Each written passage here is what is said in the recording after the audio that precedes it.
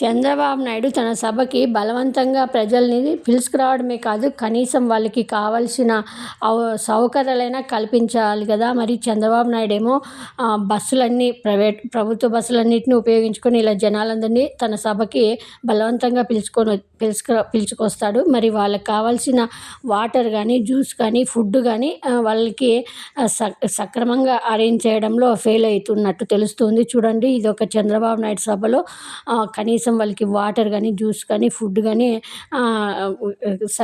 కల్పించకపోవడంతో సరైన వాళ్ళే అక్కడ తీసుకెళ్ళి తోచుకొని వాళ్ళే తీసుకెళ్ళి ఎలా గందరగోళం చేస్తున్నారో కనీసం పోలీసులు చూస్తూ ఉండిపోయారు. కనీసం వాళ్ళని అడ్డుకోవడం లేదు. వాళ్ళంతా ఆకలితో అల్లాడిపోతూ మనం అర్థం చేసుకోగలం.